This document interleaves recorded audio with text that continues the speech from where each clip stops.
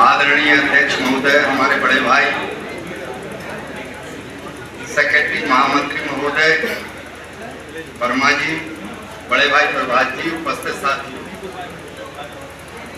ये mission election काफी time से चल रहा था, जिसके लिए हमारे विशेष तौर से अध्यक्ष महोदय और सभी साथियों को साधुवाद और धन्यवाद कि उन्होंने इसे परिणति तक पहुंचाया और इस चुनाव को संपन्न कराया। इसके लिए समस्त साथियों के साथ वो बधाई के पात्र हैं और आशा करते हैं भविष्य में अधिवक्ताओं को होने वाली समस्याओं के लिए, बाकी अधूरे पड़े कामों के लिए वो सतत तत्पर रहेंगे। इसी आशा के साथ ज्यादा वक्त न लेते हुए आप सब लोगों का आभार, चुनाव कमेटी का धन्यवाद, सभी लोगों को धन्यवाद। अब मैं मंच की ओर चलता हूं एक शेर के साथ। जिला अधिवक्ता संघ के हमारे जुझारू अध्यक्ष जी के लिए, अधिवक्ता समाज के शेर की आवाज को कोई रोक दे, ऐसी कोई सुनामी नहीं। अधिवक्ता समाज के शेर की आवाज को कोई रोक दे, ऐसी कोई सुनामी नहीं। हमें दुश्मनी पसंद है लेकिन गुलामी नहीं। मैं निवेदन करूंगा जिला अधिवक्ता संघ के माननीय अध्यक्ष और हमारे गुरु आदरणीय प्रमोद शिवरे जी से कि वो आए और अपने संबोधन के माध्यम से हम लोगों को संबोधित करें। अधिवक्ता एकता, अधिवक्ता एकता।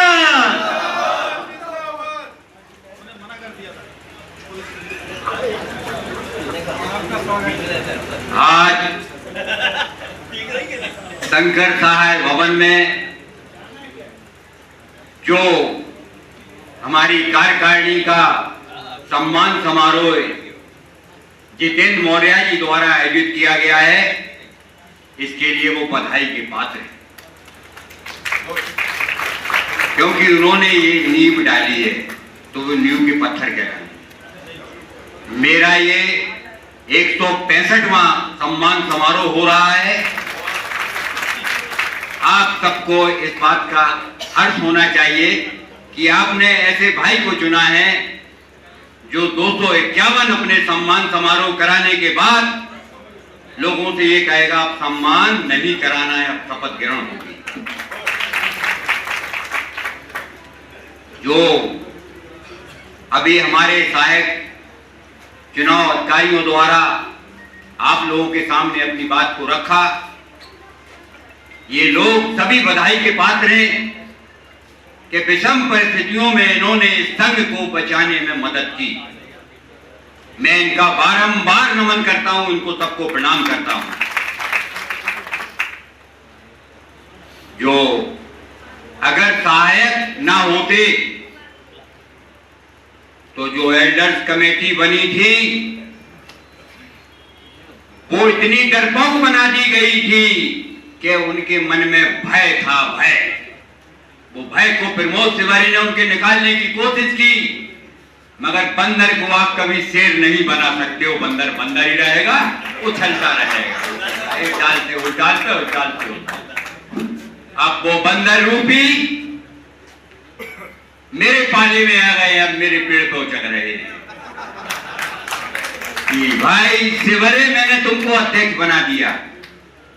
अध्यक्ष उन्होंने नहीं बनाया, अध्यक्ष जो मेरे सामने बैठे हैं, मेरे बुजुर्ग, मेरे युवा साथी, मेरे हमदम साथी जिन्होंने बनाया, उनको मैं बारंबार नमन करता हूं, बारंबार प्रणाम करता हूं।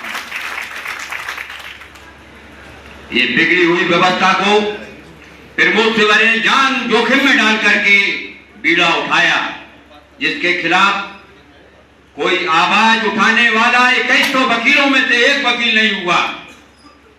आपकी आवाज बन करके प्रमोद तिवारी ने ये संग्राम शुरू किया, मगर दुआएं आपकी थी। उस संग्राम में मुझे विजय मिली। ये आज शंकर साहब भवन में मुझे बोलने का अवसर प्राप्त हुआ। ये भवन पर भी कब्जा था, हम कोई मीटिंग नहीं कर सकते, कोई सम्मेलन नहीं कर सकते थे, कोई अपनी बर्थडे वगैरह जो केक कटना होता था वो भी नहीं हो सकता था। इसमें ताला उनका डला था जैसे उनके बाप का ताला हो। आप सबकी ताकत से वो ताला आज टूट गया है और आपका भाई शेर की तरह दहाड़ रहा है।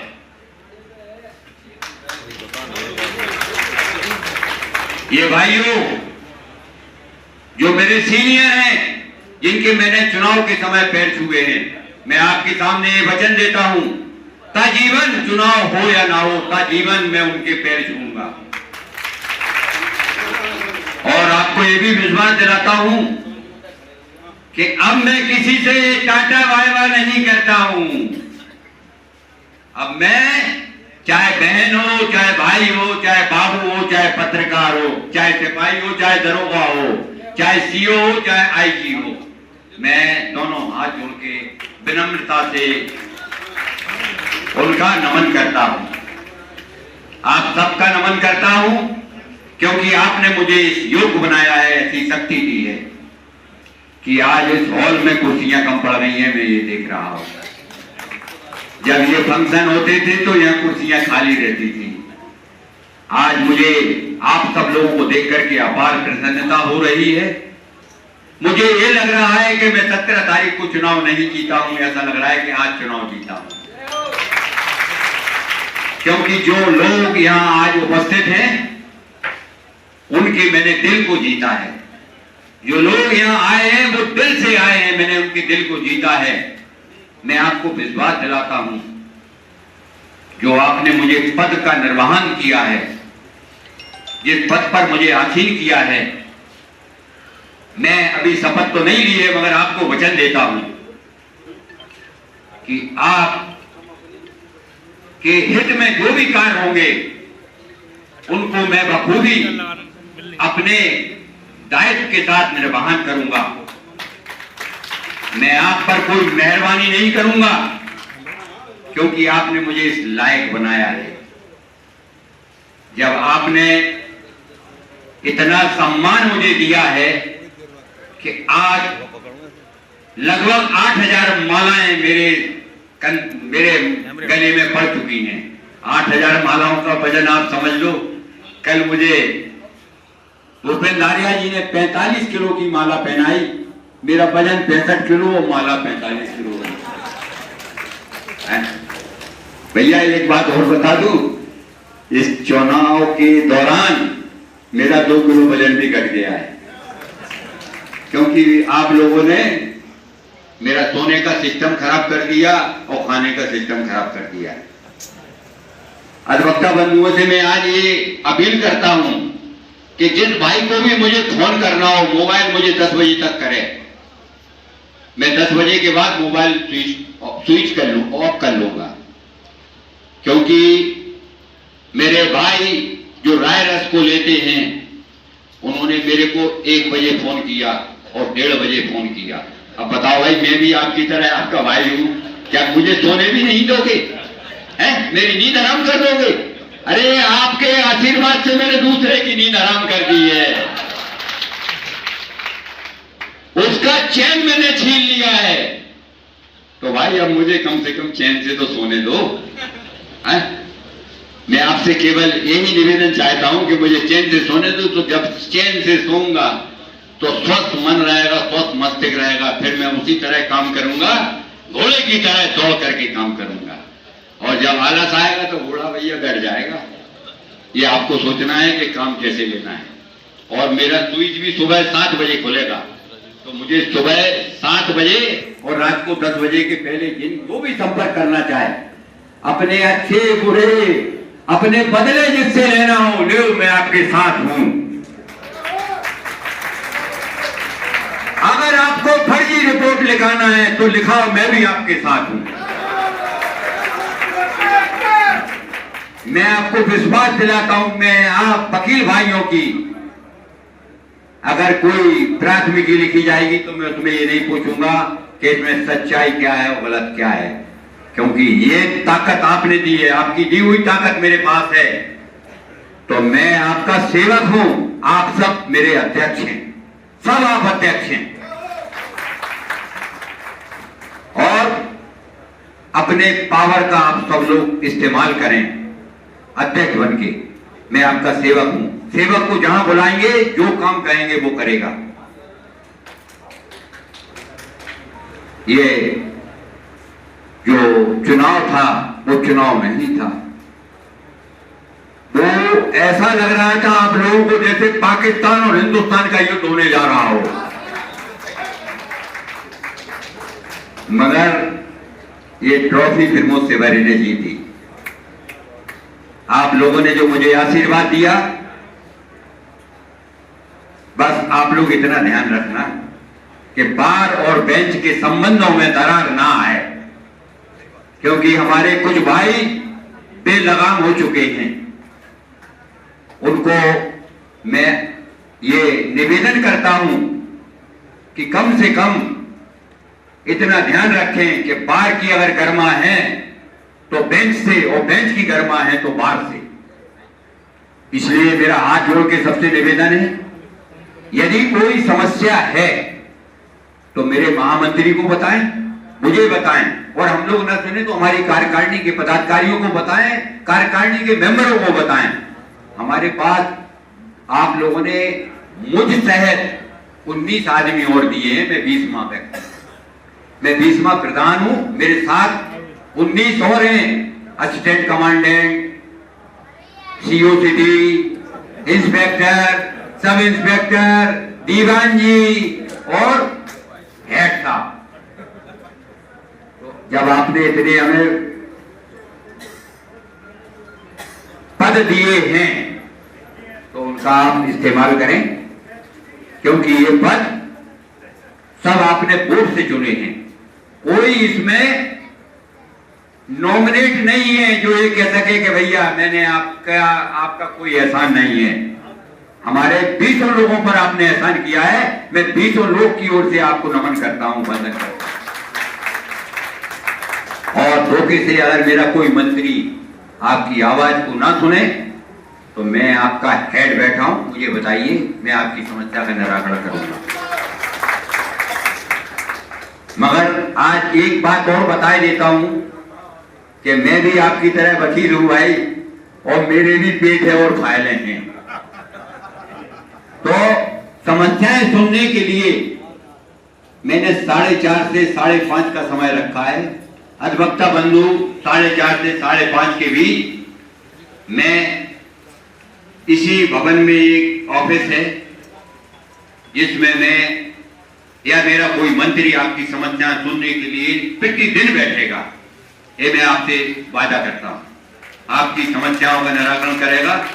निगम साहब बैठ जाओ, बैठ जाओ। माना कि आपको काम है, मगर ये सारे लोग जो बैठे हैं बेकाम के नहीं हैं। बैठ जाइए आप। निगम साहब, ये बोलने का मौका 75 लाख खर्च हुए हैं तब मिला है।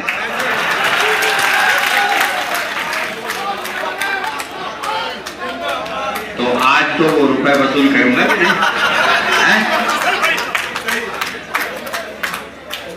भाइयों देखो, रुपया तो इसलिए खर्च करना पड़ा कि सामने वाले ने शहर को लूटा है। वकीलों को तो लूटा ही लूटा है, कचहरी लूटी है, शहर लूटा है, उत्तर प्रदेश लूटा है और मध्य प्रदेश लूटा है।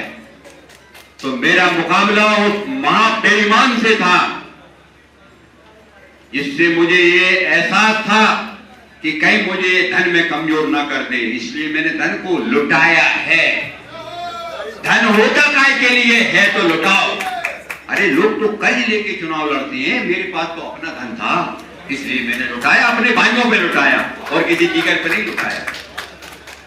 तो बंधुओं, और भी वक्ता हैं, क्योंकि मैं तो भाई देखो ऐसी बात कहता हूं जो युवाओं को बहुत अच्छी लगती हो। मैं घंटों बोलूंगा, वो घंटों सुनेंगे,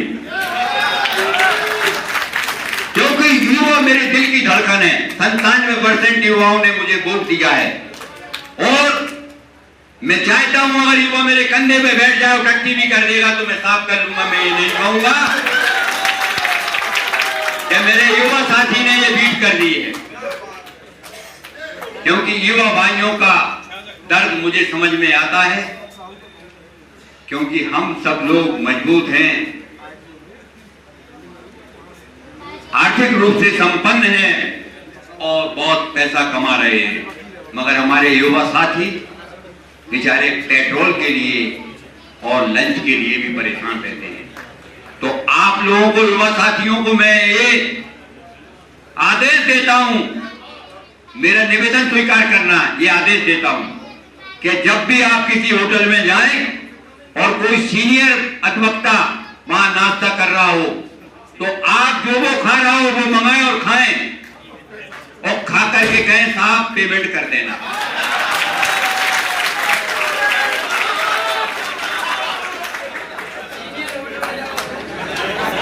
ये हमारे सीनियर साथी मेहरबानी नहीं करेंगे। ये प्रथा चली आ रही थी। कुछ गंदे लोग, कुछ ओछी मानसिकता के लोग जो नेता बने आपके वोटों से, मगर वो आपकी ताकत को भूल गए कि आप क्या हैं। मैं आपकी ताकत को याद दिला रहा हूं कि आप जब उनके साथ चाय पिएंगे या नाश्ता करेंगे तो वो भी अपने आप को गौरवान्वित महसूस करेंगे कि प्रथा ये वापस आई है। और देखो भैया, अगर अध्यक्ष, महामंत्री और हमारी कैबिनेट का कोई भी आदमी चाय पी रहा हो तो तुम 25-30 इकट्ठे आ जाओ, कौन चाय पिएंगे।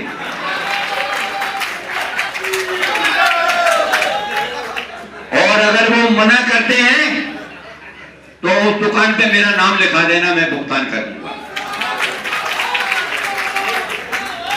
और अगर वो दुकानदार ना माने आपकी उधारी तो उसकी दुकान कल सब लोग जाके फेंक देना,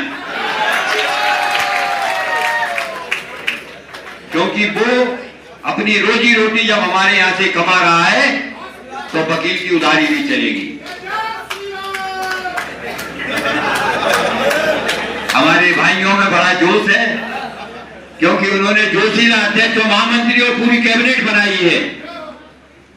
ये प्रमोद से भरे की नाव में जितने भी मंत्री सवार थे, सुनामी चल रही थी, मगर जो हमारी नाव चल रही थी वो सबको खेके किनारे पर ले गई आपके आशीर्वाद से। मेरा पूरा पैनल जीता है और जो मेरे विरोधी खेमे के लोग थे उनको मुंह की खाना पड़ी। तो जब मेरा परिणाम आया तो ये कह रहे थे बहुत टाइट कंपटीशन है, पर 4, 5, 10 वोटों से जीत है और मेरा विरोधी जीत रहा है। जब मेरे ढोल बजे तो उनके ढोल फट गए और चले गए अपने घर, ऐसा मुंह लेकर के जैसे 100 जूते पड़े हों। मैंने कहा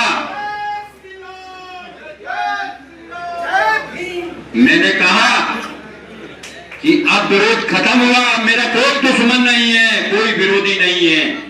अब मेरे कई भाई मेरे भाई हैं और मैं उनका नेता हूं। मगर वो भी बात उनको हजम नहीं हुई, बेचारे ऐसे नीचे मुंह करके चले गए जैसे उन पे धारा 376 लिख गई, क्योंकि धारा 376 का बहुत प्रचार हुआ। अब मैं उन लिखाने वालों को और जिन पर लिखी गई उनको ये बताना चाहता हूं कि जिन्होंने लिखाई है वो सुधर जाए और मेरे झंडे के नीचे आ जाएं, वरना मेरे पास डंडा भी दिया है आपने, अब मैं हंटर चलाऊंगा। इस सारी गंदगी को साफ करना, मैंने अभी कचहरी की कूड़ा साफ किया है, अभी गंदगी कुछ और बाकी है। तो मैं आपको विश्वास दिलाता हूं कि आपने जो मुझे ताकत दी है, मैं अपनी ताकत से सारी गंदगी को जड़ से मिटा दूंगा और ये भी विश्वास दिलाता हूं अब गंदगी कभी पैदा नहीं होने दूंगा।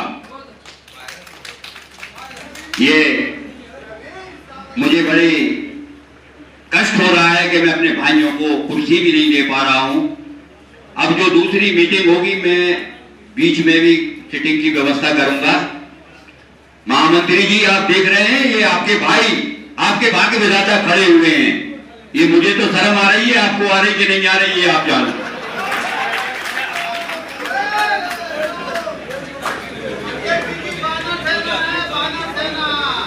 बानर सेना जिंदाबाद रहेगी और चने खाएगी, चने और गुड़ खाएगी बानर सेना। मत रहो, मत रहो।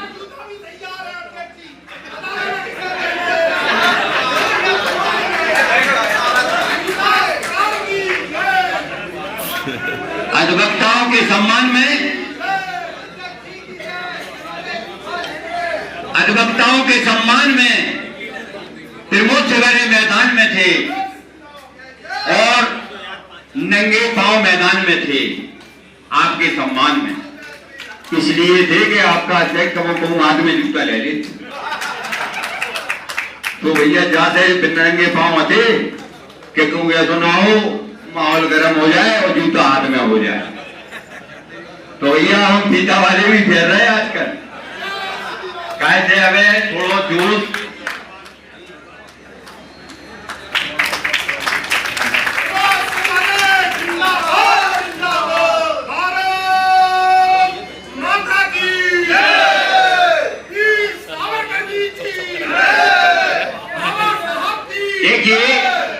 सावरकर जी, थोड़ा शांति व्यवस्था रखें, ये आपका अपना कार्यक्रम है। देखिए,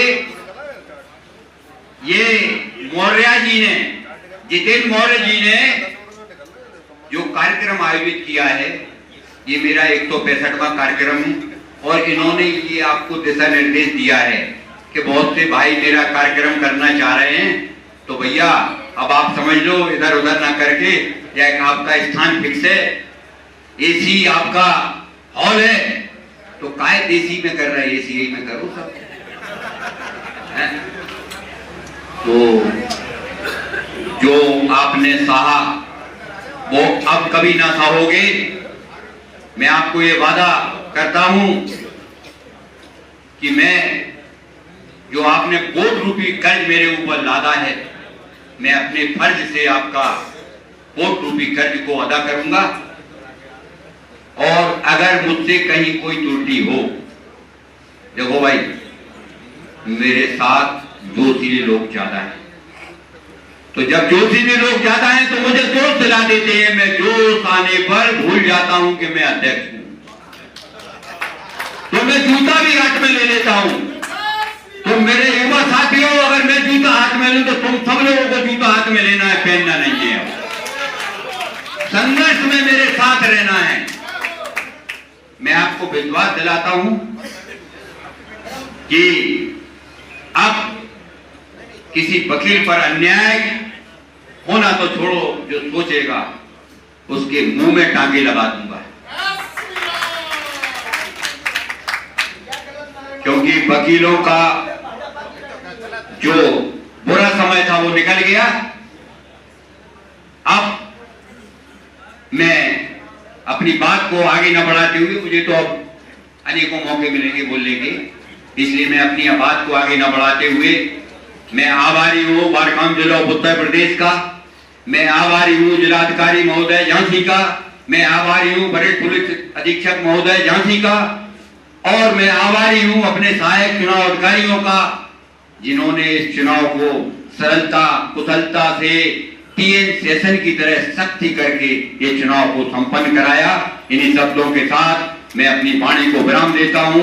जय हिंद, जय भारत, जय अधिवक्ता समाज।